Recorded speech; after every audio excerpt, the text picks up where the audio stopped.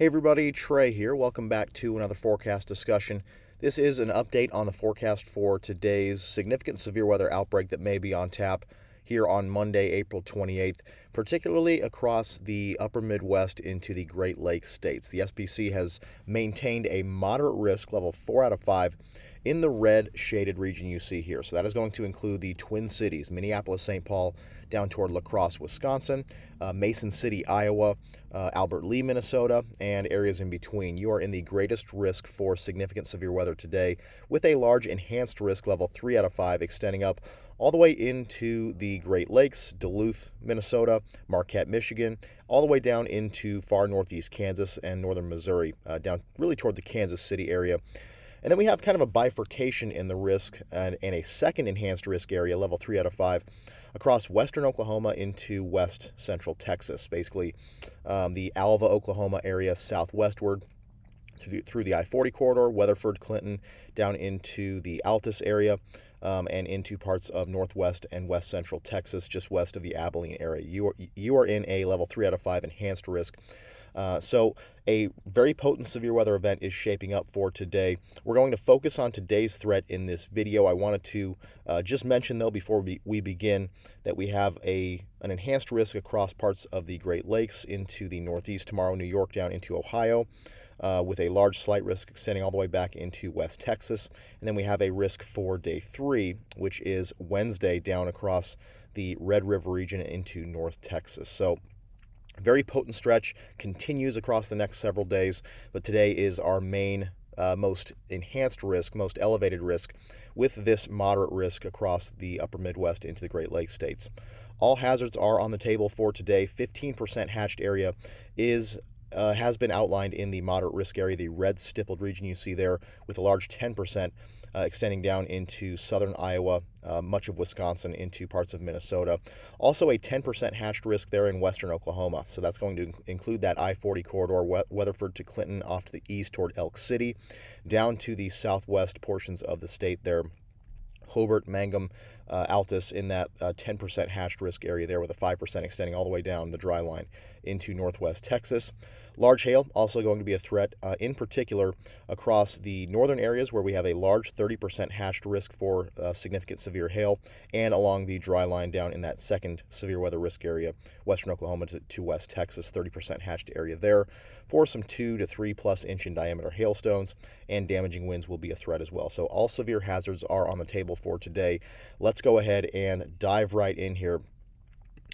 Here is our current visible satellite imagery. You see a pretty active look here at this point. You see the kind of swirl in the clouds up in here out across the South Dakota region. That is where our surface low is located at this point. Out ahead of that, we have had some convection this morning out across parts of South Dakota, Iowa, into Minnesota. Here's our current radar imagery, and you see that convective complex quickly moving off to the east into eastern Minnesota, over toward Wisconsin, northeast Iowa. That continues to push off to the east, and that is going to get out of here pretty quickly, setting the stage for atmospheric recovery behind it, and plenty of instability should build in the wake of this morning convection. Down to the south, not a ton going on right now. Fairly clear skies, just some very light showery activity across the southeast Nebraska, northeast Kansas vicinity, up into southwest Iowa. That should move off to the northeast as well, again, not being too much of an impact for our main severe weather risk area for today. Down in the southern plains, not much going on there as well.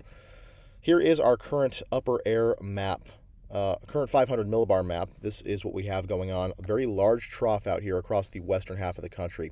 This is a very expansive, high amplitude trough. And over the next couple of days, it will kind of split up into 2 different features. We're going to have this main trough associated with the jet streak you see here, out across the central plains, some quite enhanced winds there, out across Kansas into Nebraska, 70+ knots of flow, even up into the 80-90 knot range there. That is going to translate off to the northeast as well today, up into parts of Minnesota and Wisconsin, and that this jet streak is quite fast moving. Last night, right about 1 a.m. or so, it was back here out across the Texas Panhandle, eastern New Mexico vicinity, quickly translating off to the northeast. As we discussed in our video yesterday, or a couple days ago, this is going to be one of those very fast translating jet streaks. And as we know from recent research from folks such as Chris Broyles at the SPC, these fast translating jet streaks are tend to be more favorable for significant tornado outbreaks, and we certainly have checked that box today with the speed of this jet streak. We won't go through, in the interest of time today, I've got to get on the road here soon. We won't go through the entire exercise as we did in that first video, but you can just trust me that this is a very intense, fast-moving jet streak that will rapidly translate off to the northeast today. Behind it, we have this kind of secondary piece of energy that will be down here across the desert southwest, will be a factor in tomorrow's severe weather setup as well as Wednesday. That will kind of get sheared off from the remainder of this trough and move off to the east into the southern plains for the next couple of days, severe weather events there. But for today's setup, we're going to be mostly impacted by this jet streak off across the central plains that will be translating into the Great Lakes region, and this broad southwesterly flow down to the south into the southern plains. As you might expect with this robust jet streak here translating into the central plains, we've had robust low-level cyclogenesis. Let's go down to the surface here. You see a very tight surface low has developed out across parts of South Dakota. 996 millibar low as analyzed by the SPC mesoanalysis here in northeast South Dakota. That will continue to meander off to the east as we go into the day today, helping to really strengthen those low-level winds in the warm sector, pump that moisture northward into parts of Minnesota, Wisconsin, Iowa, and allow for a very broad warm sector to develop out ahead of the main dry line. Dry line is situated back out in here, it looks like. We'll take a look at the actual observations here in just a second, with a synoptic cold front kind of back in here, it looks like. So that cold front will eventually catch up to the dry line, but for most of the day today, we will be fueled by just the dry line as our initiating boundary for storms. We're also eyeing that open warm sector. We'll talk about how broad that warm sector is here in just a little bit.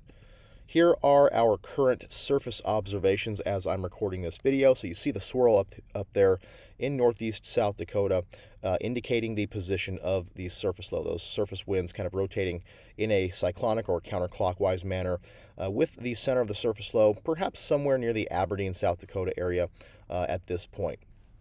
So surface low right in that vicinity there. Let's take a look at our warm frontal zone. Warm front looks to be somewhere in here. You see a nice wind shift, easterly winds across the northern half of Minnesota into North Dakota with southerly winds to the south of that. So it looks like our warm front is perhaps somewhere up in this vicinity here. We may have a secondary sort of warm front that develops here, or perhaps has developed already thus far. Temperatures in the 70s down here across the South Dakota Nebraska intersection point there, South Dakota, Nebraska, Iowa intersection point, with cooler temperatures off to the north. We do have that ongoing convection that is currently progressing across Minnesota. That has likely cooled these temperatures pretty significantly. So we could have somewhat of a convectively reinforced differential heating boundary in here as well, extending to the southeast from the surface low, somewhere maybe right in this vicinity here. A little bit tough to tell at this point, but it could be some sort of a differential heating boundary there that is going to probably start to make its way north as we have the strong winds in the open warm sector. 20 to 30 knot winds there out across parts of Iowa should push that boundary north as we go into the day today and allow the overall warm sector to shift off to the north as well as the low shifts off to the east. How about our dry line? Dry line is pretty well set here. We can't really see the entire extent of the dry line with this image, but we can see the initial extent of it. You see dew points in the 50s and 60s out here across eastern South Dakota into Nebraska, dew points in the 40s and low 50s to the west. So it does appear that we have some sort of dry line that is kind of right in this vicinity here, perhaps. Just kind of eyeballing it here, going down toward the Dodge City area and stretching back to the southwest there. So our dry line should mix off to the east today, should progress off into parts of, kind of the South Dakota, Minnesota border region, southwest Minnesota, into far western Iowa, eastern Nebraska, down into Kansas, and eventually down into Oklahoma and West Texas. Will be a fairly expansive dry line, and as we said, the cold front situated back here, the synoptic cold front back here well off to the west, so that should not be an issue for much of the day today until later on when the cold front does accelerate, and we should see the cold front start to overtake the dry line later on this evening into the nighttime hours tonight. As far as the overall character of the warm sector at this point, we do have fairly robust moisture. Dew points in the mid-60s vicinity here across much of Iowa southward. The most robust moisture down here across the southern plains. Dew points in the mid to upper 60s across parts of Kansas into Oklahoma. That should continue to advect off to the north here today on that strong southerly flow in the warm sector. So we should have a very juicy air mass in the warm sector to allow for a broad region that could see plenty of fuel for severe storms. Let's take a look at some soundings this morning. Unfortunately, we don't have an Omaha or Des Moines sounding or anything in that region that is from the Weather Service. We do have an aircraft sounding that was taken at 11:39 Z. So this was about 6:39 a.m. This is credit to Kyle Gillette. He used his SounderPie software to create this sounding. This is from an aircraft. This is an ACAR sounding from an aircraft at Omaha's Epley Airfield this morning, about 2 hours ago as I'm recording this video. And you can see a very potent profile is in place. Starting with our thermodynamics, we have a fairly deep moist layer here, extending up about 800 millibars or so beneath a very stout capping inversion. Very stout elevated mixed layer has drifted across the warm sector from parts of the desert southwest. We can go back here to our soundings from yesterday evening. Our 0Z soundings across the desert southwest, places like Albuquerque.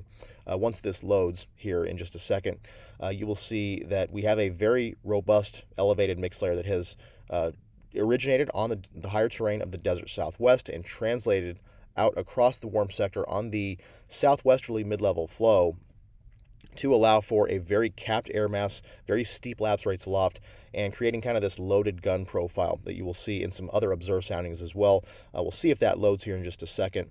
But as far as the Omaha sounding goes, very robust thermodynamics here, especially in the low levels of the air mass, low levels and mid levels of the atmosphere, with a very deep moist layer beneath a nice capped air mass there. So this is providing likely ample instability aloft above this capping inversion already in place. The question today is the degree of cap erosion, especially to the south of that surface low, where forcing may be a little bit on the weaker side compared to areas farther north. How much will that cap erode? If it erodes in full, we should be able to tap into this very favorable kinematic profile here. You see the hodograph here on the right. Incredible looking hodograph here for early in the morning. Strong low-level jet, 1 kilometer winds, about 50 knots there at Omaha this morning. Strongly veering and strengthening winds with height, clockwise curved hodographs with likely ample streamwise vorticity here. You see this kind of smooth curve there. We don't have the storm motion plotted on this sounding here, but my guess would be we have ample streamwise vorticity in the environment for this setup today. Let's go ahead and take a look here back at our soundings. Unfortunately, the sounding page from the SPC is having some issues, so let's quickly pivot here to the College of DuPage. Let me try to reload the sounding tool from the SPC page here. But for now, we'll just look at our College of DuPage sounding. So we have a Topeka sounding here at 12Z from this morning. Let's take a look at our Topeka sounding. And this is what you see. This is kind of what we might be seeing at Omaha with that other truncated sounding that we just looked at. This looks to be a very similar environment here down to the south. You see this very, very deep elevated mixed layer here, this layer of smooth, very steep lapse rates, extending up above about 750 millibars or so, up to about 500 millibars. So a very deep layer of steep lapse rates indicative of our elevated mixed layer. This originated from the desert southwest the last couple of days, and again on that mid-level flow out of the southwest has translated out across the warm sector to lead to a very capped air mass here this morning. And again, the question with this setup today, as far as the overall coverage of storms, is the degree of cap erosion here. Near the surface low, a little bit stronger forcing up there in regions such as Minnesota, Wisconsin today. So that could provide for a bit better chance for robust storm initiation later on. Farther down the dry line, slightly more removed from the surface low, that may be a little bit of an issue to watch later on into the day. We should have enough forcing synoptically, I do think, and lots of clearing to warm those surface temperatures, continued warm, moist advection at the surface to help erode that cap. But it is worth noting that it is a fairly stout cap today and could be a potential fly in the ointment with the setup, especially down along the dry line. Now, I think we do, again, have synoptic forcing to erode that, but that will be something to watch very closely going into the afternoon hours today. We don't have our hodograph plotted here, but you can see the winds veering and strengthening with height very rapidly in the low levels, going from about 10 knots out of the south-southeast at the surface to more south-southwesterly flow at about 50 knots out of the southwest there. And you can imagine the hodograph associated with this particular sounding. Actually, I believe Kyle plotted the sounding here from Topeka this morning, so we can see that in full. You see extremely strong low-level shear here with this profile.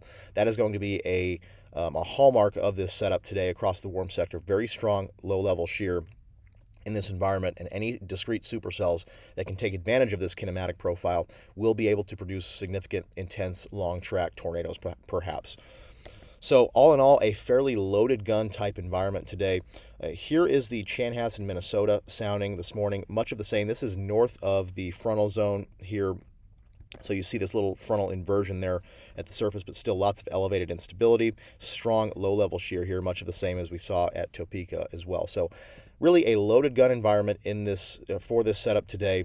The question remains just the degree of cap erosion, especially away from the surface low down along the dry line to the southwest. But any supercells in this environment certainly could be very intense. So let's take a look at some of our model data here this morning. We're going to look at our 6Z NAM data. The 12Z not quite in as I'm recording this, but the 6Z should do. So here's our 500 millibar plot. You see that trough across the western U.S., strong jet streak rounding the base of that trough into its exit region.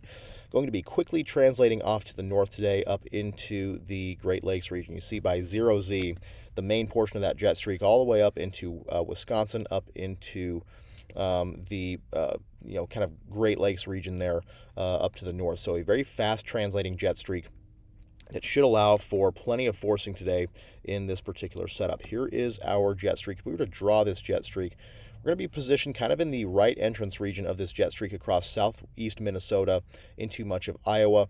So that should allow for plenty of forcing there in that right entrance region. And also ahead of the fast translating trough here by 18Z, we're right ahead of that trough.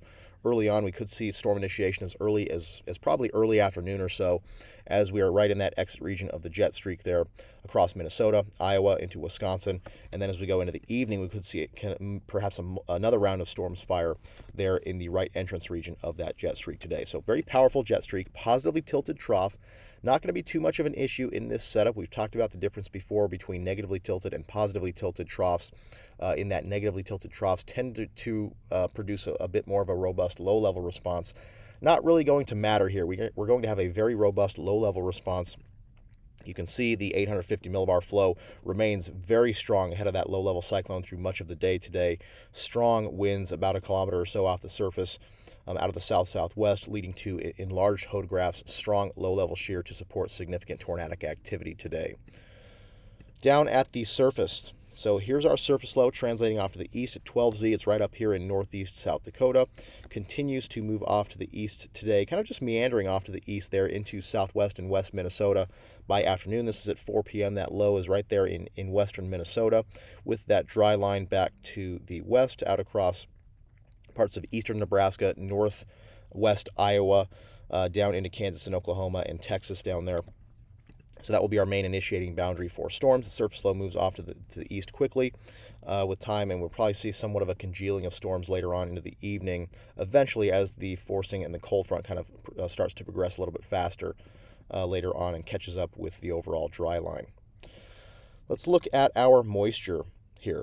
So as far as the moisture goes, up here into the northern plains sector, you see robust moisture all the way up into Minnesota. Here is kind of that synoptic warm front by 21Z, 4 p.m., situated there from central Minnesota into Wisconsin, and then our dry line down to the southwest here, very expansive dry line down into the southern plains, with mid-60s dew points across a broad swath here. You see the east-west extent of the warm sector, so lots of real estate here for storms to use to perhaps foster a long-duration severe threat here with this environment. Now, one thing to note is the storm mode here. Well, it's one thing we talked about in our previous video on this setup, and we have seen a little bit of an improvement in some of the models as far as the degree of our shear vectors with respect to the initiating boundary. You see they're a lot more perpendicular. They have a lot more perpendicular component to the initiating boundary out across this region to allow for perhaps a more discrete storm mode going into parts of southern Minnesota and Iowa and down along the dry line there to the southwest. So that is something to watch for sure. Down into the southern plains as well. Nice perpendicularity with respect to the initiating boundary regarding the shear vectors. So that should lead to a pretty favorable environment all the way down the dry line for severe storms, especially down here, up here in the Great Lakes region, upper Midwest, and down in the southern plains.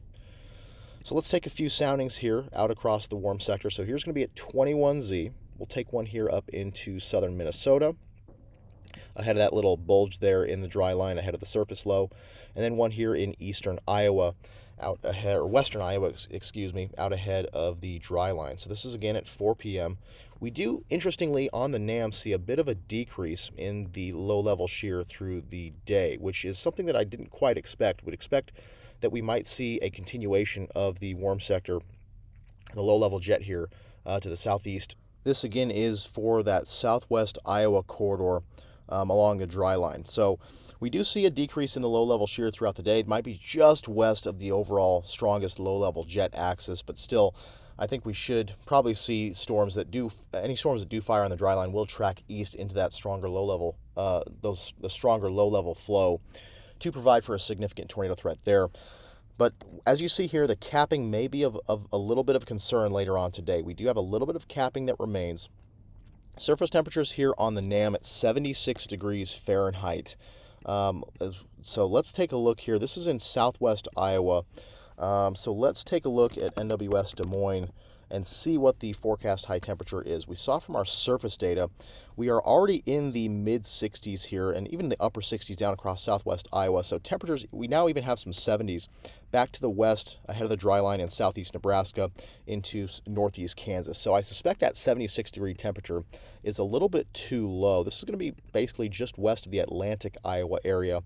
They have a high of 82 degrees today. So you can see that the NAM may be a bit too cool here for its surface temperatures. Not a surprise at all.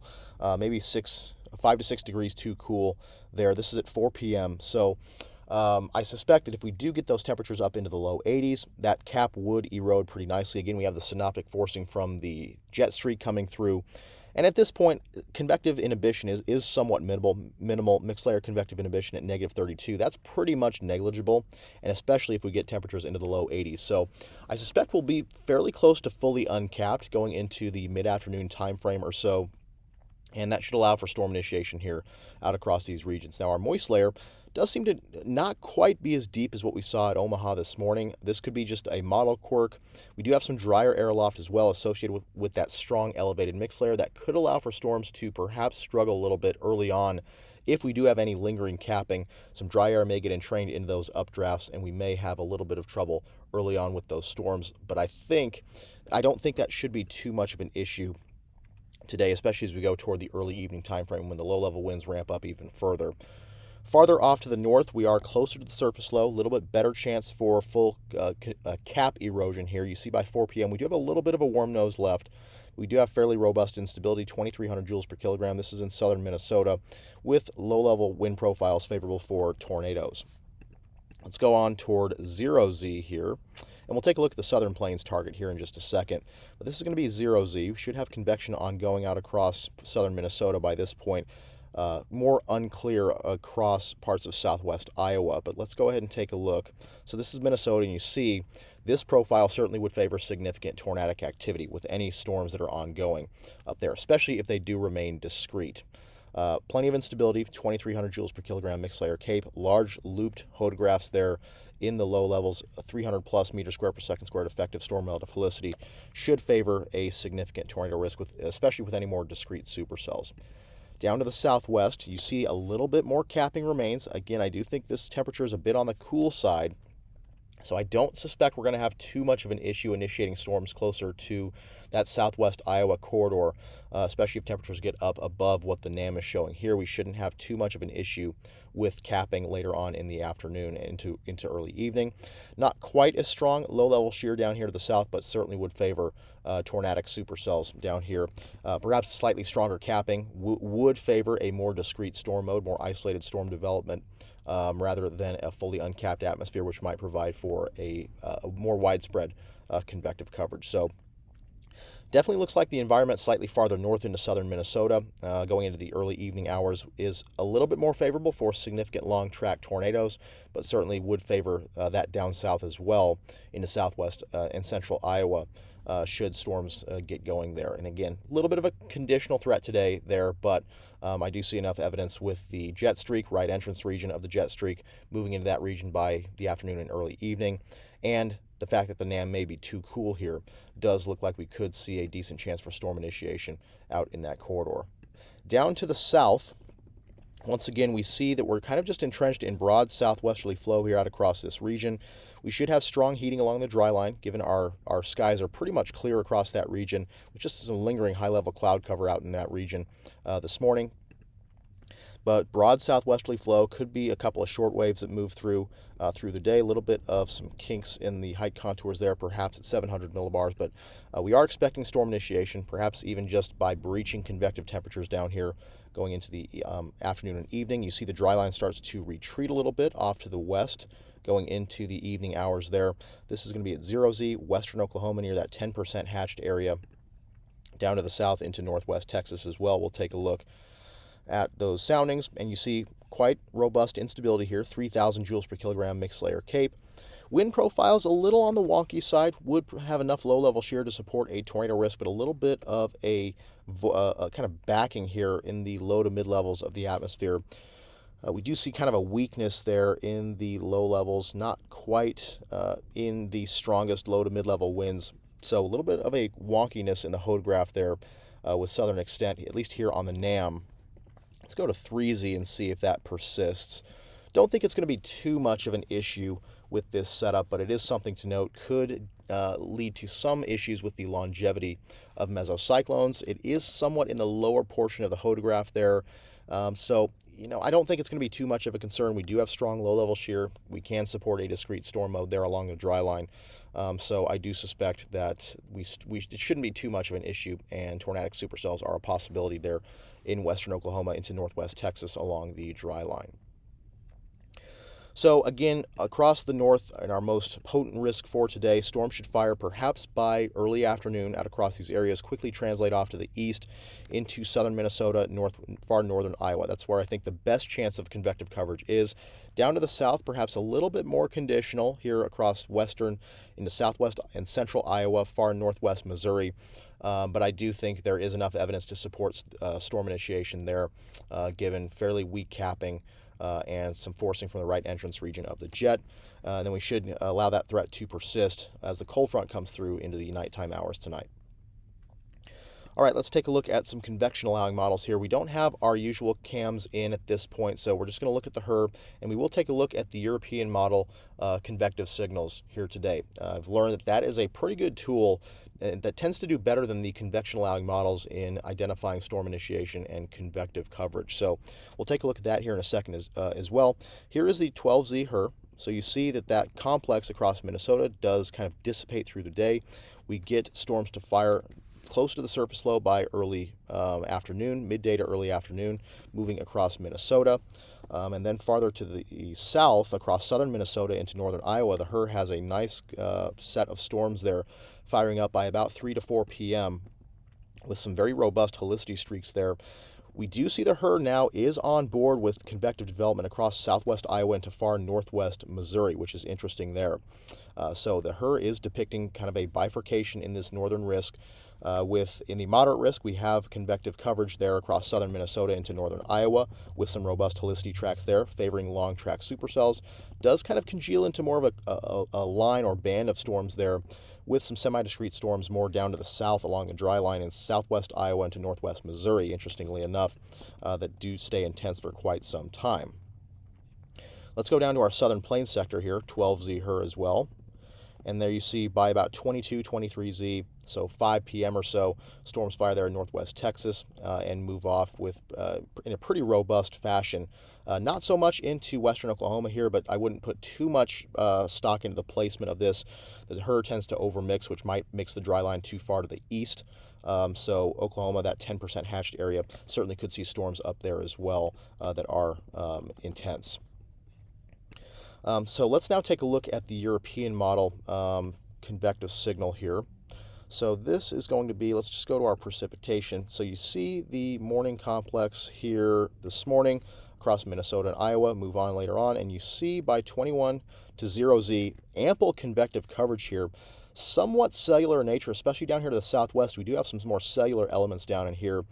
So don't take this at face value with as far as these are exact storms, but overall we do see that the European model, which I've learned from a very reputable source from the Storm Prediction Center, that it does tend to be more accurate as far as convective initiation goes compared to the CAM. So good sign here for, or a positive in terms of storm development here across parts of the dry line, is that the European model is actually initiating a lot of convection here across these areas. So certainly a potent setup on tap for today up in that area of the Great Lakes to Midwest. Down here to the south as well, we do see some cellular elements down here across Oklahoma into North Texas, so that needs to be watched as well for an all-hazards severe threat there. So that's going to do it for this video. Once again, level 4 out of 5, moderate risk in the red shaded region there, Minneapolis, St. Paul, La Crosse, Wisconsin, down toward Mason City, Iowa, in that greatest risk for severe weather. Looks like the best chance of storm initiation is in this level 4 out of 5 moderate risk area. The potential for a mixed mode convection, perhaps some semi-discrete supercells and some clusters or line segments up in here, is a good bet. Closer to the surface low, stronger forcing, and any more discrete supercells would have a risk for significant long track tornadoes given the kinematic profiles at play. Down to the southwest, central into southwest Iowa, a little bit more of a conditional risk given some lingering capping there, but I do suspect that we might be able to erode that capping given temperatures warming up close to the 80s or into the low 80s and forcing from the right entrance region of the jet streak by early evening. So 2 areas to watch there for sure. Significant tornadoes possible, as well as large hail and damaging winds in both. Second area down here across the southern plains, western Oklahoma into west Texas. Storms firing on the dry line there by late afternoon to early evening, with the threat for all severe hazards, including damaging winds, large hail, large to very large hail, and tornadoes given the setup down there. So definitely needs to be watched. Both of those areas could produce some significant severe weather. So any folks in these regions, especially the orange and red shaded regions there, have multiple ways of receiving warnings. Keep those weather radios handy, and we'll get through this just fine. So with that, thanks for watching, and we'll see you in the next video.